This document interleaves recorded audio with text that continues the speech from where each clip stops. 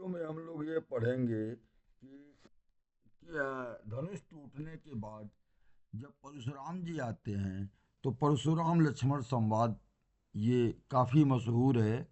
हैं, सब लोग इसके बारे में जानना चाहते हैं और बहुत ही अच्छा एक बातचीत जो है या लक्ष्मण जी और परशुराम जी के बीच में होता है। परशुराम जी आते हैं, बहुत ही क्रोध में रहते हैं और पूछते हैं कि ये धनुष कौन तोड़ा है, और इस पर कुछ जवाब जो है लक्ष्मण जी देते हैं। रामचंद्र जी लक्ष्मण जी को शांत कराते हैं और दोनों लोगों में एक प्रकार से झगड़ा ही होने लगता है। तो इसको रामचंद्र जी किस तरह से टैकल करते हैं, और और लक्ष्मण जी तो छोटे भाई हैं, उनको तो मतलब अभी छोटे बच्चे ही हैं, और वो किस तरह से जवाब देते हैं, परशुराम जी उसका किस तरह से वो करते हैं। तो ये सारी कुछ जो है, जो परशुराम लक्ष्मण संवाद का संदर्भ में हम लोग जो है आज पढ़ेंगे। शांत भेषु करनी कठिन, बरनी न जाय स्वरूप, धरि मुनि तनु जनु वीर रस, आए जहाँ सब भूप। जब परशुराम जी आते हैं तो यहाँ परशुराम जी का वर्णन किया गया है कि परशुराम जी किस तरह से हैं। शांत वेश है, परंतु करनी बहुत कठोर है। बहुत ही कठोर थे परशुराम जी। स्वरूपों का वर्णन नहीं किया जा सकता। मानो वीर रसी मुनि का शरीर धारण करके जहाँ सब राजा लोग हैं वहाँ आ गए हों। देखत भृगुपति भेष कराला, उठे सकल भय विकल भुआला, पितु समेत कही कही निज नामा, लगे करन सब दंड प्रणामा। परशुराम जी का भयानक भेष देख करके सब राजा भय से व्याकुल हो उठे। परशुराम जी का रूप ही ऐसा था। तो वो जो है बहुत ही कठोर थे। उनके पास हाथ में एक परशु, मतलब एक फरसा रहता था, और जो उनको बुरा लगता था उसको वो गला काट देते थे।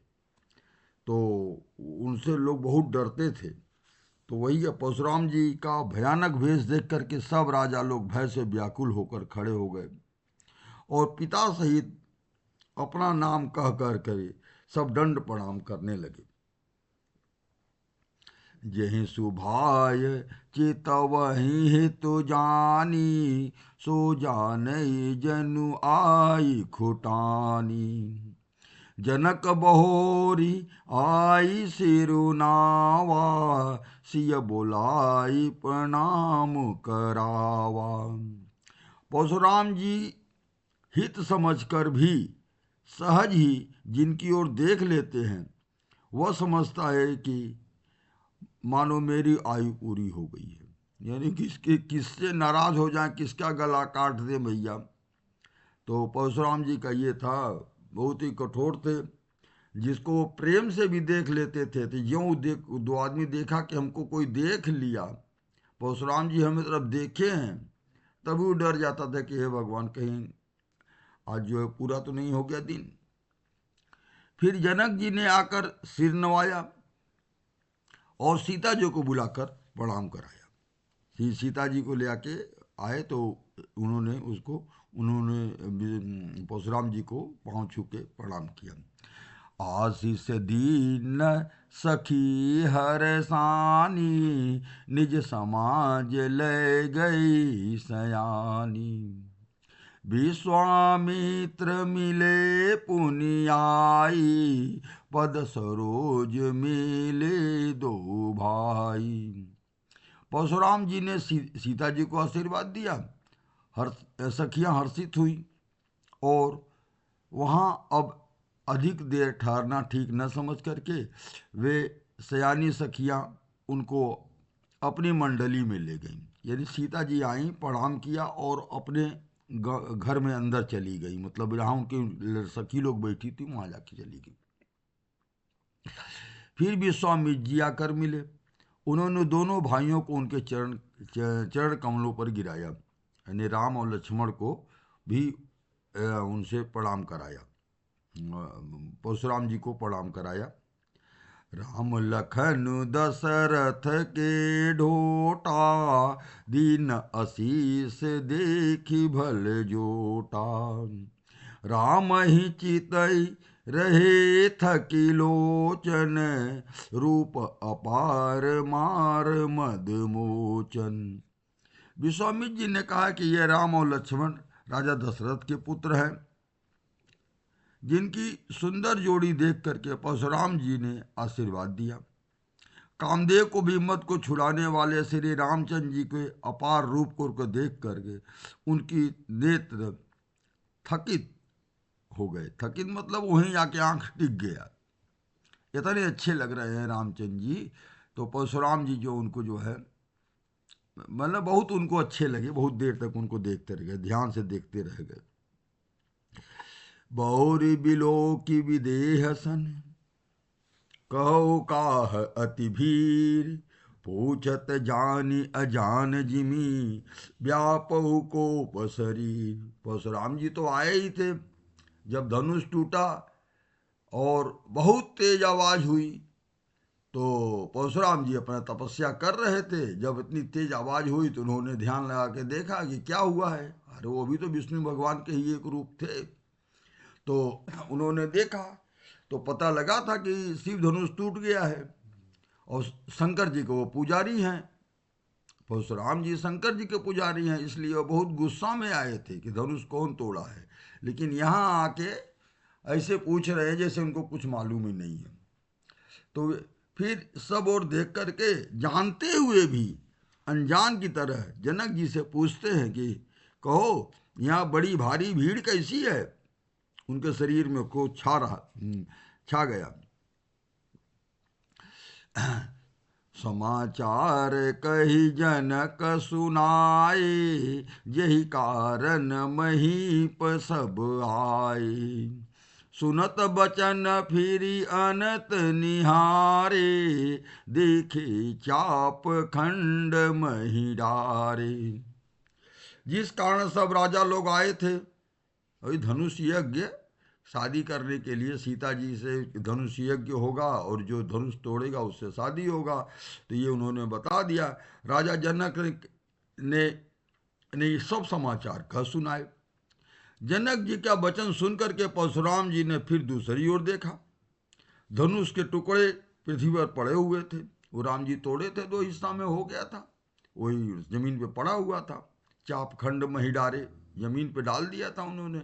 तो वही उन्होंने देखा, धनुष के टुकड़े पृथ्वी पर पड़े हुए थे, दिखाई दिए। अति ऋषि बोले बचन कठोरा, कहु जड़ जनक धनुष कह तोरा। वेग दिखाऊ मूढ़ नत आजू, उल्टहू मही जह लगी तव राजू।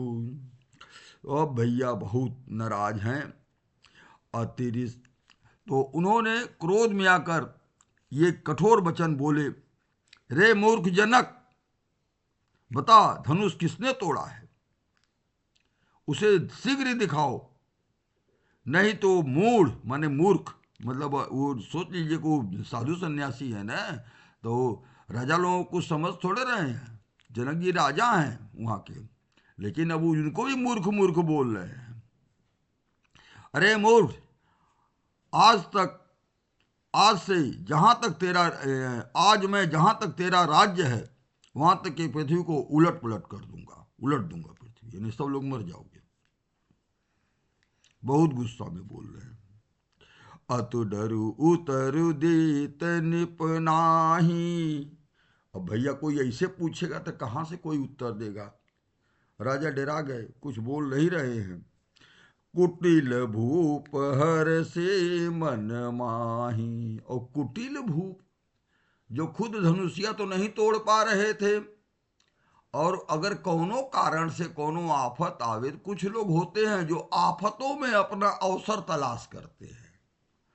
अगर कोई आफत आ जाए तो आफत में भी बड़े खुश होते कि हाँ बहुत आगे बढ़ रहे थे, धनुष तोड़ दिए थे। है। अब देखो, अब पता लगेगा इनको ऐसे जो है। तो कुटिल भूप हर से मन माही, कुटिल भूप जो है मन में बड़े खुश हुए कि अब बता, अब बस आ गए हैं परशुराम जी, अब पता लगेगा, धनुष तोड़े हैं ना, अब पता लगेगा। सुरमुनि नाग नगर नर नारी, सोच ही सकल त्रास उर भारी। सुर माने देवता, मुनि, नाग, नगर के नर नारी, ये सब लोग अब चिंता में पड़ गए। सोच ही सकल त्रास, त्रास माने डर है, त्रास उनके मन में बहुत डर है। भैया परशुराम जी आ गए, धनुष टूट गया, पूछ रहे हैं क्या बताया जाए। ये लोग डर गए। लेकिन जो कुटिल भूप थे वो तो भाई आपदा में भी अवसर तलाशते हैं, वो लोग बड़े खुश हुए। मन पछताती सीय महतारी, सीता जी की माता जी, विधि अब सवरी बात बीगा, सब बात संवर गया था, सब अच्छा हो गया था, धनुष टूट गया था, राम जी से शादी होने वाला था, इतना अच्छा चीज होने वाला था। अब तो भगवान ने लग रहा है कि सारी संवरी बात को बिगाड़ दिया। भृगुपति कर सुभाव सुनि सीता, अरध निमेष कलप सम बीता।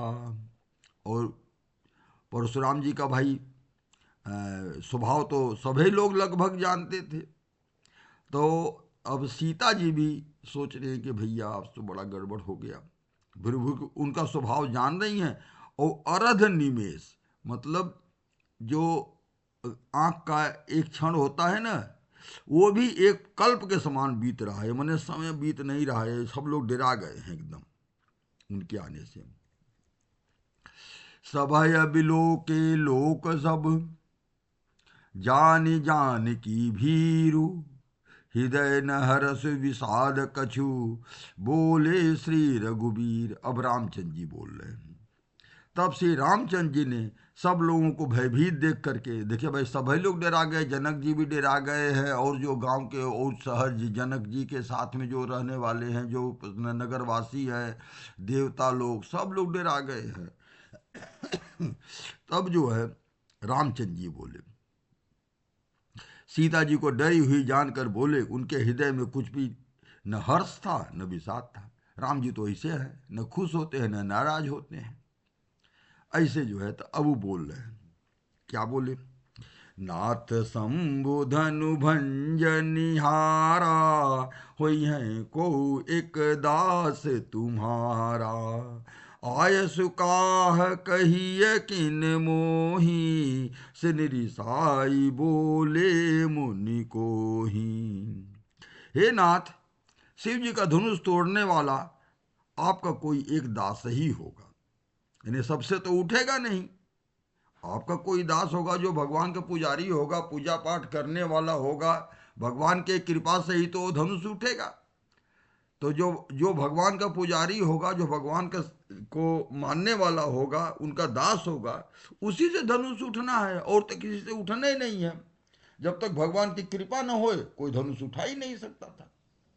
तो वही कह रहे हैं कि हे नाथ, शिव जी का धनुष तोड़ने वाला आपका कोई एक दास ही होगा, क्या आज्ञा है, मुझसे क्यों नहीं कहते। यह यह सुनकर क्रोधी मुनि रिसा कर बोले, यानी गुस्सा में ही बोल रहे हैं। सेवक सो जो करे सेवकाई, अरि करनी करी करी लड़ाई, सुनो राम जहि शिव धनु तोरा, सहस बाहु सम सोरी पुमोरा। कह रहे हैं सेवक होगा। सेवक वो होता है जो सेवा का काम करे, शत्रुता का काम करके लड़ाई ही करनी चाहिए। शत्रुता का काम करके तो लड़ाई ही करनी चाहिए। शत्रुता का काम यही हुआ कि धनुष तोड़ दिए, ये शत्रुता का काम है।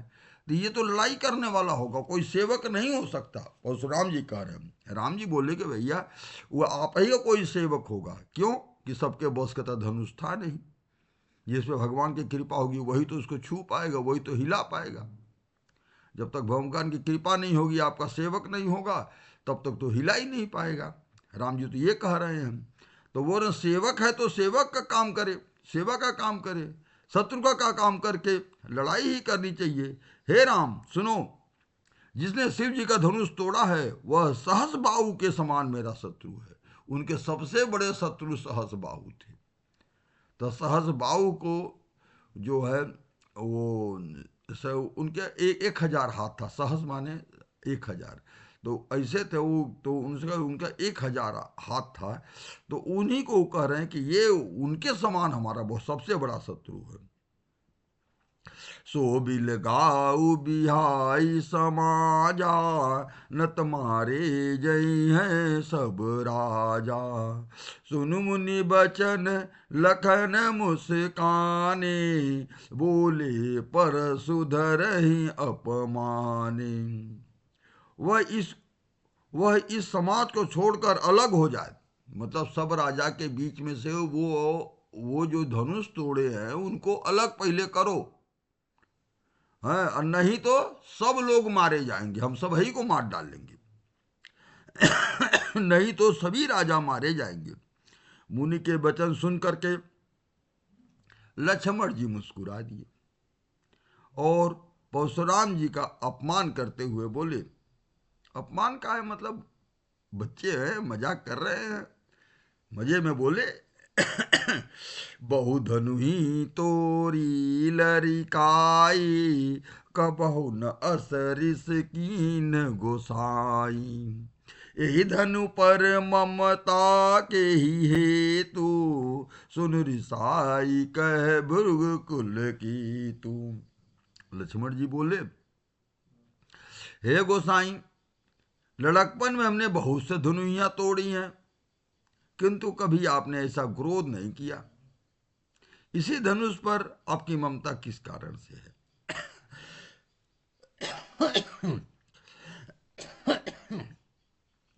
यह सुनकर भृगुवंश के ध्वजा स्वरूप परशुराम जी कुपित होकर कहने लगे। जब वो लक्ष्मण जी बोले कि हम तो कितना धनुष तोड़े हैं, बचपन से आज तक धनुष बनाते रहे हैं, तोड़ते रहे हैं।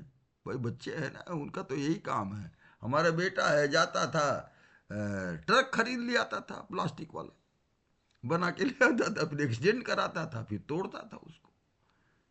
तो ऐसे है, बच्चे हैं। तो वही कह रहे हैं कि बचपन में बहुत से धनुष हम तोड़े हैं, तभी कभी क्रोध नहीं किया आपने। इस धनुष पे आपका बड़ी ममता है। यह सुनकर भृगुवंश मुनि ध्वजा स्वरूप परशुराम जी गुस्सा में आ गए, कुपित होकर कहने लगे, रे निप बालक काल बस, बोलत तो ही न समार। धनु ही सम त्रिपुरार धनु, विदित सकल संसार। अरे राजपुत्र, उनको पता है ना दशरथ जी के लड़के हैं, इसीलिए कह रहे हैं, अरे राजपुत्र, काल के बस में होने से तुझे बोलने में कुछ होश नहीं है। सारे संसार में विख्यात है कि यह शिव जी का धनुष है, धनु ही के समान नहीं है। धनु ही ना तुम तोड़ते थे, छोटे छोटे धनुष बना बना के तोड़ते थे, खेलते थे। अब यह शंकर जी का धनुष है। लखन कहा हंसी हमरे जाना, सुनहु देव सब धनुष समाना। लक्ष्मण जी बोले, भैया हमारे समझ में तो सब धनुष एक का जैसे है। का क्षति लाभ जून धनु तोरे। अरे क्या उससे क्षति माने नुकसान है, लाभ माने तो ये पुराना धनुष पड़ा हुआ था, इसके टूटने से और न टूटने से क्या हानि या लाभ हो गया? वो तो वैसे ही रखा रहता था, कभी चलाता तो कोई था नहीं, कोई उठा ही नहीं सकता था, चलाएगा कहां से? तो का क्षति लाभ जून धनु तोरे, देखा राम नयन के भोरे। पुराने धनुष के तोड़ने से क्या हानि लाभ? वो तो उसे रखा रहता था, पुराना घर में पड़ा हुआ था, अगर वो टूटू गया तो क्या नुकसान हो गया या क्या फायदा हो गया? वो बोले, लक्ष्मण जी बोले, श्री रामचंद्र जी ने तो इसे नवीन के धोखे में देखा था। देखा राम नयन के भोरे। रामचंद्र जी ने सोचा कि नया धनुष है, उसको उठाया, देखे टूट टट गया। रामचंद्र जी इसे तो नवीन के धोखे में देखा था। छुअत टूट रघुपति ही न दोषु, मुनि बिन काज करिय कत रोसु। बोले चितई परसु की ओरा, रेसठ सुनहि सुभावन मोरा। फिर तो वो छूते हुए टूट गया, मतलब ज्यों उसको कोई देखा भी नहीं, इतना झटके से उठाए थे राम जी, झटके से उठाए, न कोई चढ़ाते हुए देखा न तोड़ते हुए कोई देखा है। तो उसका तो छूते ही टूट गया। ये धनुषीय में कौन दोष था कि ज्यों उठाए त्यों टूट गया। इसे रघुनाथ जी का कोई दोष नहीं है। मुनि आप बिना ही कारण इसके लिए क्रोध करते हैं। परशुराम जी अपने फरसे की ओर देखकर बोले, रे दोस्त, तूने मेरा स्वभाव नहीं सुना है। अब वो गुस्सा में आ गए एकदम, अपना फरुआ उठाई लिए, फरसा उठाए के और बोल रहे हैं, तूने मेरा स्वभाव नहीं सुना है। बालक बोली बधऊ नहीं तो ही, केवल मुनि जड़ जान ही मोही। बाल ब्रह्मचारी अति को ही, विश्व विदित क्षत्रिय कुल द्रोही। मैं तुझे बालक जानकर नहीं मारता हूं, यानी अब तक वो मार दिए होते, अगर वो बड़ा होता तो मार दिए होते है।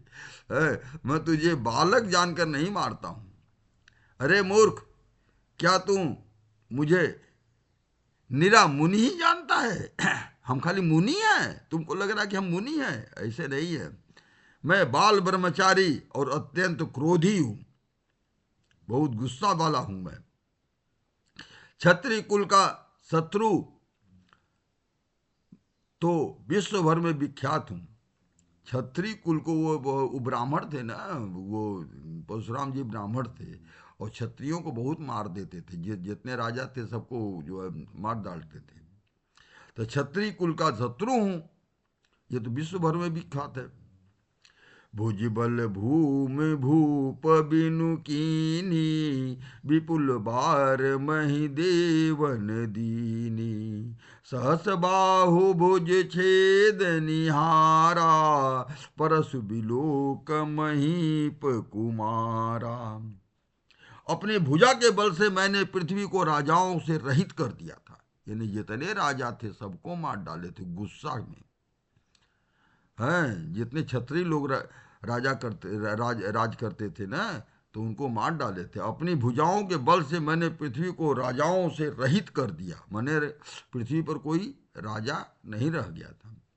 और बहुत बार उसे ब्राह्मणों को दे डाला, ब्राह्मणों को दे दिया उठा के, राजा बना दिया ब्राह्मणों को। हे राजकुमार, सहस्र बाहु की भुजाओं को काटने वाले मेरे इस फरसों को देखो। मातु पितहि जनि सोच बसे, करसि महिष किशोर। गर्भक के अर्भक दलन, परसु मोर अति खोर। अरे राजा के बालक, यानी लक्ष्मण जी से कह रहे हैं, अरे राजा के बालक, तू अपने माता पिता के सोच को वश में न कर, सोच के बस में न करो, यानी हम आपको मार डालेंगे तो आपके माता पिता दुखी हो जाएंगे, सोच में पड़ जाएंगे। हैं, पिता को सोच में बस सोच के बस न कर। मेरा फरसा बड़ा भयानक है, यह गर्भों के बच्चों को भी नाश करने वाला है, यानी पेट में बच्चा रहे और इनका फरसा जो है उसको भी मार डालता था। बिहसु लखन बोले मृदुमानी। तब लक्ष्मण जी हंस के बोले, लक्ष्मण जी तो मजा ले रहे हैं ना, उनको ऐसा थोड़े कि अपमान कर रहे हैं, लेकिन ये है कि मजाक में सब चल रहा है।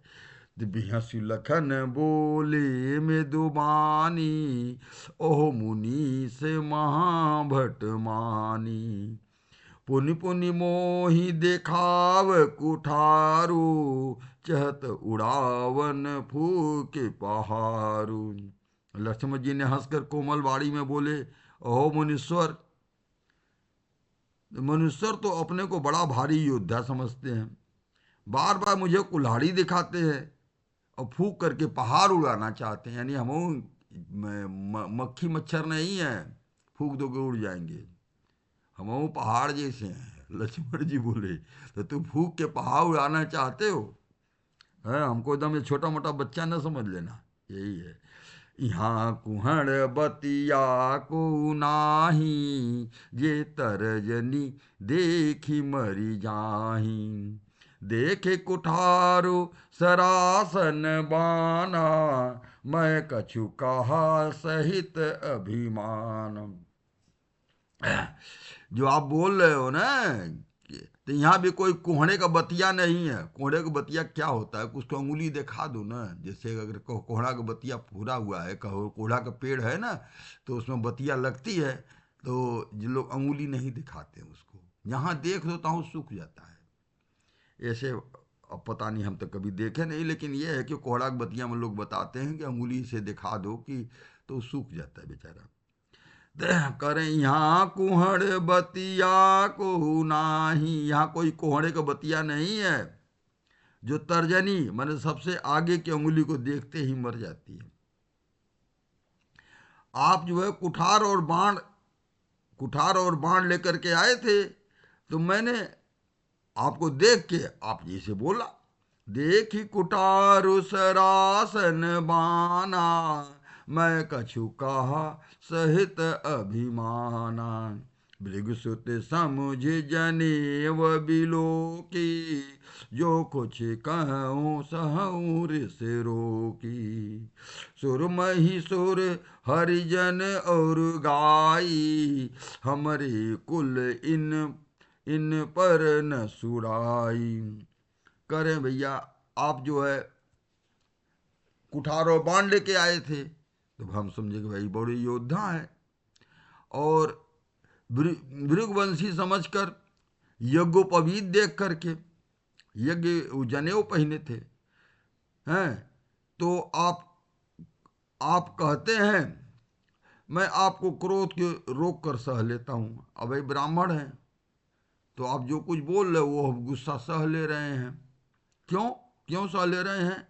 कि हमारे कुल में देवता, ब्राह्मण, भगवान के भक्त और गाय, यानी इनको कभी नहीं मारा जाता है, कभी तकलीफ नहीं दिया जाता। किसको किसको? देवता को, ब्राह्मण को भी तकलीफ हमारे यहाँ नहीं दिया जाता है। हमारे राज्य में, हमारे जो अयोध्या में, तो वही न बताएंगे, तो कहेंगे हमारे यहाँ ब्राह्मण को भी जो है बहुत पूजा करता है, सम्मान किया जाता है।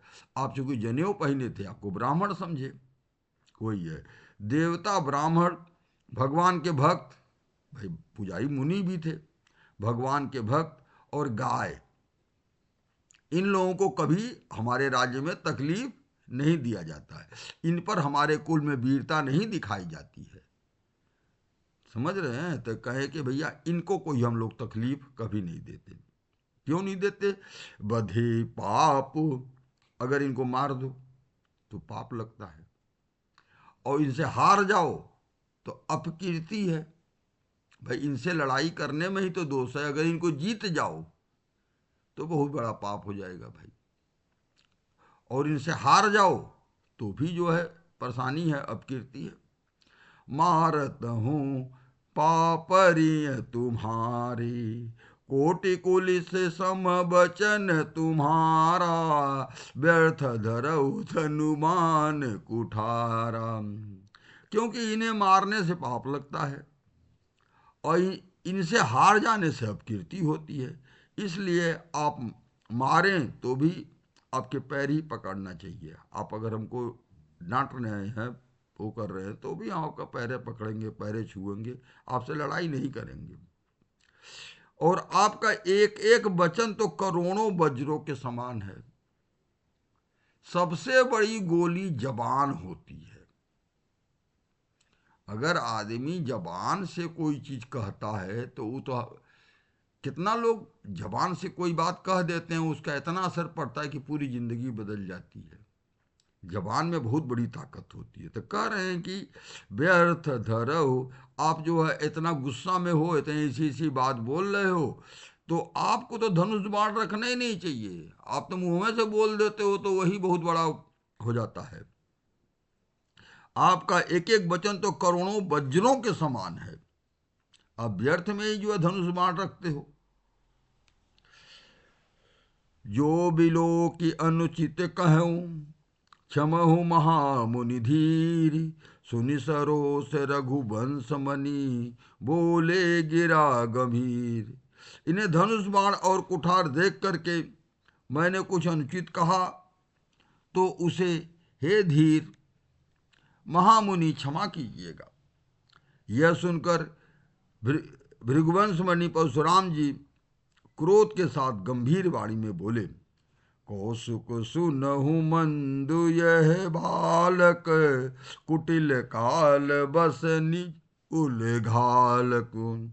भानुवंश राकेश कलंको, निपट निरंकुश अबुध असंकु।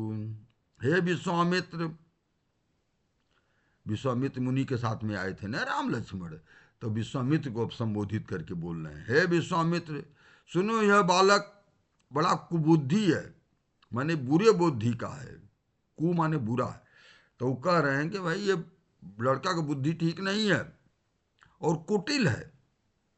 काल के वश में होकर यह अपने कुल का घातक बन रहा है। यह सुवंश रूपी पूर्ण चंद्रमा का कलंक है। यह बिल्कुल उद्दंड और मूर्ख और निडर है। परशुराम जी को जो बोलना है बोल दिया, भाई उनको जैसे लगे वो बोल दिए। इनको कोई कुछ बोलू तो नहीं सकता है कि लक्ष्मण जी कैसे हैं, राम जी कैसे हैं, उनको अच्छी चीजें तो देखें, देख ही नहीं पा रहे हैं, उनको गुस्सा दिखाई पड़ रहा है। हैं बच्चे जो हैं, बच्चे कैसे रहते हैं, तो बच्चे के हिसाब से बच्चा बन के थोड़े लड़ाई किया जाता है। अब लोग बच्चा बन के लड़ाई कर रहे हैं। काल कवल होई है छन माही, कहूँ पुकारी खोरी मोहि नाही। तुम हट कहु जो चहु उबारा, कही प्रताप बल रोष हमारा। अभी क्षण भर में यह काल का ग्रास हो जाएगा, मतलब बहुत गुस्सा में है, गला काट देंगे वो। मैं पुकार कर कह देता हूं, फिर मुझे दोष नहीं देना। मतलब हमको गुस्सा आ रही है, अब हमको मार देंगे तो हमको ये ना कहना कि मार दिए, पहले से बता रहे हैं। ये तुम इसे बचाना चाहते हो तो हमारा प्रताप बल और क्रोध बतलाकर इसे मना कर दो। नहीं होता कि हम उनसे लड़ाई गए, इनको मना कर लियो, बहुत लड़ रहे हैं, देख लियो, हाँ संभाल लियो इनको, कहीं का थप्पड़ जड़ न दें। मतलब आदमी हम लोग तो ऐसे लड़ाई करते हैं ना, हम लोग तो गला काटने की बात नहीं करते, लेकिन कहते देखो संभाल ले इनको, बहुत बोल रहे हैं, कहीं गुस्सा में हमारे मुंह से निकल जाएगा कुछ तो हो जाएगा आपस। ऐसे हम लोग बोलते हैं लड़ाई में। वैसे ही परशुराम जी बोल रहे हैं। तो वो उनसे कहे कि विश्वामित्र मुनि से कि देखो भैया संभाल ले, बहुत लड़का बोल रहा है, तो अभी क्षण भर में काल के ग्रास हो जाएगा। मैं पुकार कर कह देता हूं, यदि मुझे तब मुझे दोष मत देना, भाई इतना हमको गुस्सा दिया हम मार दिए। ये कहे, ये तुम इसे बचाना चाहते हो तो हमारा प्रताप बल और क्रोध बतलाकर इसे मना कर दो। अब का है लक्ष्मण जी का बोल रहे, लखन कहो मुनि सुजसे तुम्हारा, तुम्हें अक्षत को बरने पारा। अपने मुँह तुम आपनी करनी, बार अनेक भांति बहुबरनी। लक्ष्मण जी ने कहा कि हे मुनि जी, आपका सुयश आपके रहते दूसरा कौन वर्णन कर सकता है। आप तो अपने ही मुंह से 25 बार बोले हो, सामने बोले हो कि हमने ये कर दिया, उनके सहस बाहु का वो को मारने वाला, और कितने बार हमने छत्री रहित कर दिया। आप है तो कुल बोले हो, अपने मुंह से बोल दिए, अब हमको का कौशिक जी आप जो बोल रहे हो वही बहुत है। हे मुनि, आपका सुयश आपके रहते दूसरा कौन वर्णन कर सकता है। अपने मुंह से तुम से ही अपनी करनी अनेकों बार बहुत प्रकार से वर्णन किया है। नहीं संतोषत पुनि कछु कहऊ, ऋषि जनि रोकि दुसह दुख सहऊ। वीर व्रती तुम धीर अछोभा, गारी देत न पावहु शोभा। इतने पर भी अगर आपको संतोष न हुआ हो, भाई अगर तुम और कुछ कहवाना चाहते हो तो अपने ही से कह दो ना, कहाँ मना किए आपको। इतने में संतोष न हुआ तो फिर कुछ कह डालिए। क्रोध रोक कर असह दुख मत सहिए। आपको गुस्सा आ रहा है और आप कहते कि इनसे बोल दो, है विश्वामित्र मुनि इनको समझा ही लो, हमारा बताओ इनको कि हम कैसे हैं। तो बताओ का आप ही बताए दो। आप वीरता का व्रत धारण करने वाले धैर्यवान और क्षोभ रहित हैं, गाली देते हुए शोभा नहीं पाते हैं। अब साधु सन्यासी हो, आप गाली दोगे तो आपको अच्छा नहीं लगेगा। हैं सूर समर करनी करही, कही न जना वही आप। विद्यमान रन पाई रिपु, कायर कथई प्रताप। कह रहे भैया जो लोग सूरवीर होते हैं वो अपनी करनी युद्ध में दिखाते हैं, मुंह से कह के नहीं दिखाते हैं कि हम बहुत 30 मार खाए हैं। ऐसे कोई नहीं बताता है। जो असली होते हैं लड़ाई करने वाले योद्धा होते हैं तो वो अपना चलो भैया बारे निपट ले। हाँ, तो सूरवीर तो युद्ध में करनी सूरवीरता का कार्य करते हैं, कहकर अपने को नहीं जलाते। शत्रु को युद्ध में उपस्थित पाकर कायर ही अपने प्रताप का डींग मारा करते हैं कि हम ऐसे कर देंगे, हम वैसे कर देंगे। हैं तुम तो काल हाँक जनु लावा, बार बार मोहि लागी बोलावा। सुनत लखन के बचन कठोरा, परसु सुधारि धर्यो कर घोरा। आप तो मानो काल को ही हाँक के ले आए हो, यानी जिसे लगता है काल तुम्हारे बस में है। अरे काल तो जो भगवान लिखे होंगे, भगवान के हिसाब से तो काल होता है।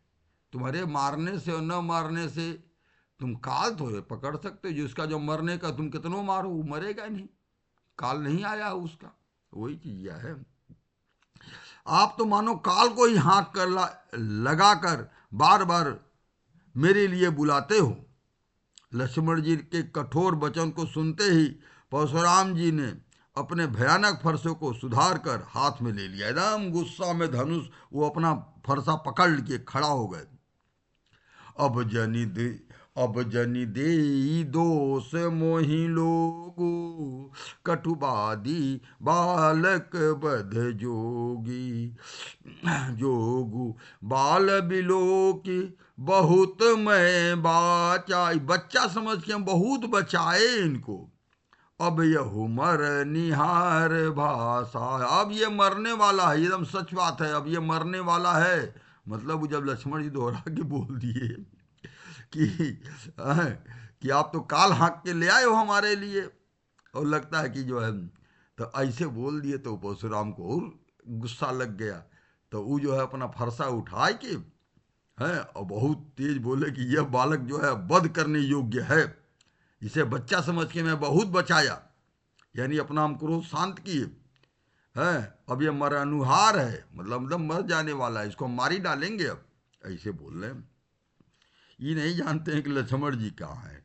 लक्ष्मण जी जो है कौशिक कहा क्षमीय अपराधु, बाल दोष गुण गण ही न साधु। खर कुठार में अकरुण को ही, आगे अपराधी गुरुद्रोही।